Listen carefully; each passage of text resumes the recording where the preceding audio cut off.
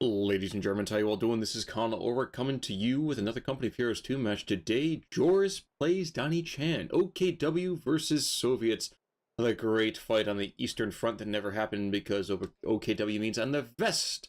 But here we are at Faymonville Approach. We will see the Germans and Soviets will face on off. What is Joris bringing on in for commanders? Well, of course, Special Operations Doctrine, Fortifications, and Scavenge. So the big three. Now, Donnie Chan, Lend-Lease, so praying to God we won't see this, of course. Soviet Reserve Army, as well as Soviet Industry. Now, Soviet Industry is fun to watch. Maybe not always the easiest to kind of initially play with, but definitely fun to watch. But the later game, of course, that KV-8 and the KV-2, without a doubt, some of the most devastating things you can get from the Soviet side of the map. At the same time, those Soviet Reserve Army could be kind of fun to see the PPSs come on out for this conscripts. And bringing on in those partisan tank hunters gives a nice bit of punch, at least in terms of anti-vehicle, to Donnie's forces. We're going to see the initial kind of cap on out of Russians go and try to push to take this fuel point and manage to do so. Looks like he's trying to start putting wire down all over the place, which very much amuses me. But it looks like he's more concerned about making sure that this particular position here stays kind of inviolate. Joris opening up Kubelwagen and then to Volksgrenadiers. Donnie Chan going instead that Penal Battalion route, so not too surprising here, but then goes right into a clown car, which is going to cause a ton of problems for Joris's men.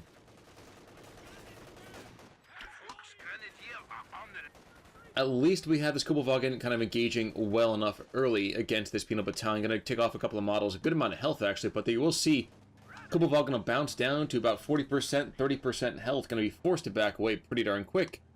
As the Strum Pioneers are going to pick the first VP of the game. And Germans at long last take their own fuel point, so behind the Soviets by quite a bit in terms of early fuel. And now that this has hit the field, I wouldn't be surprised to see the kind of standard Rock 3 flamethrower. Now, we still have to wait another minute for that to happen, but regardless, it's not what you want to deal with from the German side of things. I mean, Faymonville Approach has a lot of mobility options for a scout car, and having that flamethrower gives a lot more firepower, no pun intended, to said light vehicle. Down in the south as well, we will see the Soviets are taking a munitions point. We'll bring up that flamethrower even quicker. And the Germans aren't making the same kind of push for their own positions to the north. Instead, we will see Madam Butterfly coming on in here with machine guns in the front, machine guns in the back. There is no party. It is all business on both sides. And the Volksgrenadiers can't even go and engage against this. There's no possible way he can do so. Instead, he gets kind of just blown out of his smithereens back to home base. And left to kind of lick his wounds a bit. Repairing, that's going to do a little bit of work, but not anywhere near enough that needs to happen. Although light machine gun fire will seem to encourage that scout car to back up, at least for the time being. Penals as well are forced to back on off, but not before they decap this position over here from the Germans. And we will see the Soviets are not going to tech at all. Obviously, there's no combat engineers in the area. And where is that flamethrower? There we go. So flamethrower being brought on in now. So where is that punk going, though? Oh, he's inside. There we go. So now the flamethrower's out, the penal troops are out, and they're ready to play. And there's a second squad there as well. So as this Kubelwagen bids a fond farewell to this map, I imagine. Yep, just consistent pressure being applied to that light vehicle. By some strange quirk or fate, though, he manages to get on out. And might get repaired. No, he's going to run afoul, I think, of these penal troops if they're not careful. There we go. But now we have these penal troops in the middle of a cauldron of death. They're going to get forced on back. It's very charged of the light brigades. It's more like charged of the failed conscripts. There is finally at long last an SWS being called on in for the Germans. The question is, will he go for that battle group headquarters or the mech reg? Looking at his immediate prospects, I would hope he's going to go for the battle group headquarters. He doesn't quite have the fuel to support any light vehicles. And really bringing on in... Okay, not even going to get that mine off.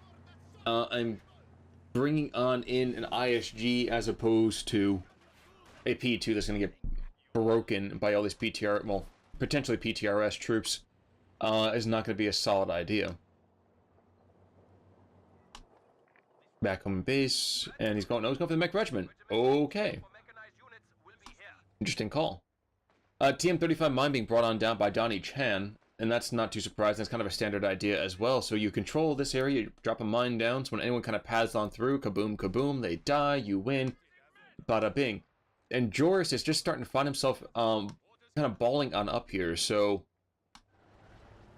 will cause an hassle. As we are going to see, 80% of his infantry is within, what, these two territories right about here, as well as his light vehicle now as well. What's going to do as well, though, chase away these penal troops, and then turn around, back around, and engage conscripts and penals? Well, close in fighting, we could see, yep, here comes another flank, another flank. So while one squad gets shredded by rifle fire, and the second one even more so, there are two more squads being brought on in, and these guys are ready and raring to go. Pinging on off against those penals, and forced on back are the penals. And it looks like those combat engineers ran afoul of a mine by themselves. So, while it looked like initially that Joris is going to get forced on back bloodily, shockingly, the Soviets are the ones who are forced to cry uncle early. I was just saying cry wolf, and that wasn't going to make any sense. But 6 minutes and 34 seconds in, 487 to 464, that gap closing deleteriously. And all the Germans are pretty much back in base trying to heal on up here. Picking on up the occasional bit of medical supplies. And I guess, why he's trying to push for this. I think he anticipates that having either a P2, or heck, even a Puma might be worthwhile here, but I can't help but feel that having stronger and healthier infantry squads is a better option for him in the end game.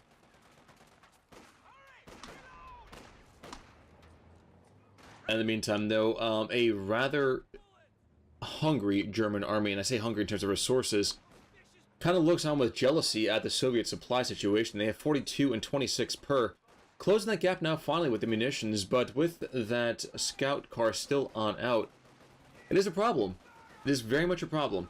The Germans are down here. Sturm Pioneers are actually not going to be able to engage effectively against this. Will this be a Faust? Yes, so it comes a Faust.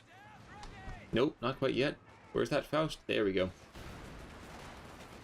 And I'm going to try to now rifle it to death, which is a difficult prospect to say the least. And there is that P2, so Donnie Chan's going to go for Lend-Lease. I hope he loses now, I'm sorry. And with a triple cap, though, it's not going to be immediately apparent whether or not that will happen. But a P2 being called on in, and the Germans are not going to throw themselves bodily over these mines, completely uncaring about their own lives here. As the Volksgrenadiers continue to chase this guy down, do finally take him on out.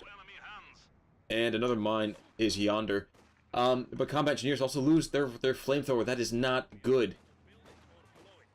And now, even despite two squads being in negative cover, when one of your troops is carrying a mine detecting equipment, you're not going to do a whole lot. And Donnie Chan now finally, well, he takes a rather big hit to his army.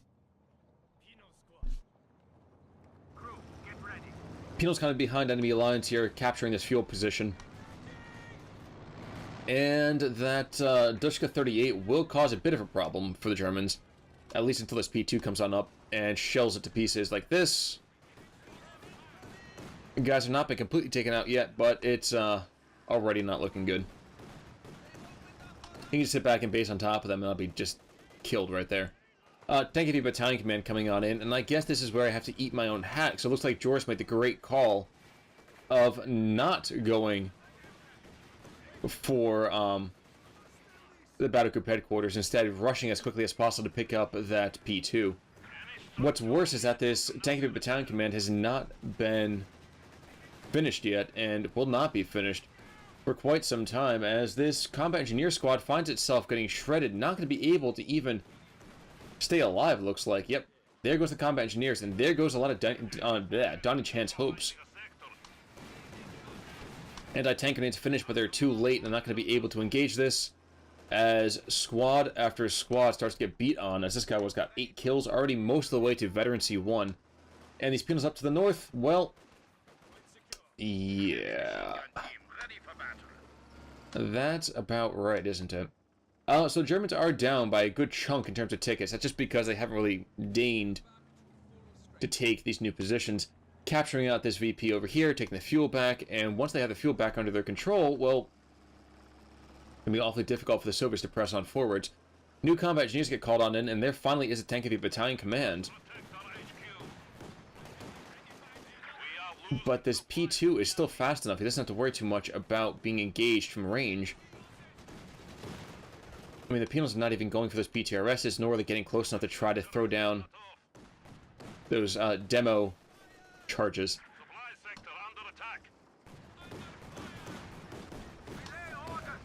I'm supremely surprised that this guy has not picked up 1-star veterancy already. And we're going to see now a battle group headquarters being called on in, so that way there's no more munitions being sacrificed for the good of the colony. And while that seems like, why is he backtaking instead of rushing forwards? Well, he's got the resources. He's bringing the Rakettenwerfer now, and you're going to see an Su-76 being called on in, but the Su-76 can get circle strafed to death. And while it's great with artillery, kind of, you know, short-range assault guns, it's not going to be what he needs. And indeed, I almost wonder if a T-70 would have been a better call. Grenade, yep, incendiary grenade goes on out. Boom, lots of fire and flame. They drop health like crazy, and now if they get tickled, they're going to start dropping models. See right now, 2 shots come on through, 2 salvos, really. And that's 2 dead models, and it's really, these guys have been outnumbered, what now, 6-1. And they're still holding the line. That's pretty dang beefy right there. In the meantime, P2's coming on forwards. He sees that Dutch guy's out engaging him, but he's going to try to take out, or at least engage this Special Rifle Command as much as possible. He's got 15 kills. He's got that 1-star of veterancy. He's going to back away from the obvious tank attack. We can't buffer in the area, though, so as this Su-76 comes forward, this is going to be a dead assault gun. And Faust. Yep, damaged engine, and goes boom. Joris calls GG. He completely anticipates that this is all over. And it's really hard to think that it's not. I mean, there's a mine right here, so there could be some interesting casualties being inflicted. But for the moment, yeah, there's nothing to worry about from the German side of things. He's got this lock, stock, and barrel. Medics being called on in, so no more, like I said, no more medical supplies being thrown on down. And it's nice to see Lend-Lease not taking a W. Of course, maybe I'm getting ahead of myself, but it does not look like Donnie Chan's going to be able to turn this one around with the quickness. Kubelwagen now beating on these combat engineers. Another Su-76 being called on in. And I guess I'm kind of wondering why Donnie Chan was so insistent on rushing out of a vehicle here. He had the fuel. He could have gone for 2 of them. Or heck, he could have just gone and picked up a Mechanized Armor Compania and picked up a T-34-76. Now, of course, that would have required a lot more investment of fuel. But now, as he's losing infantry squad after infantry squad, heck, instead of doing that, he could be calling in PTRSs. And with 2 PTRSs, we're on 2 different squads, which he can afford. That P2 would not be able to stay on this map. He also had the ability to get these, anti-tank grenades. He's not doing that either. Kind of confused, really, on a lot of this.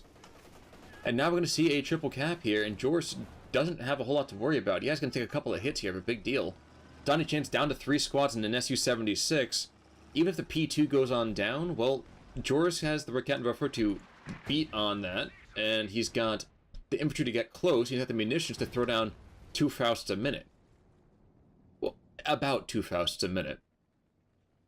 So the Su-76 is going to be kept off the field for a very long bit of time. And now medics finally being called on in, so a 15-minute medic call-in for Donnie Chan. Shockingly late.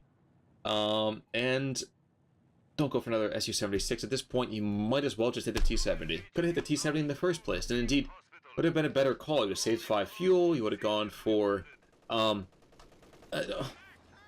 feel a better all-around vehicle as opposed to just a indirect fire support and anti-tank. Of course, he needs the anti-tank with the P2 the way that it is.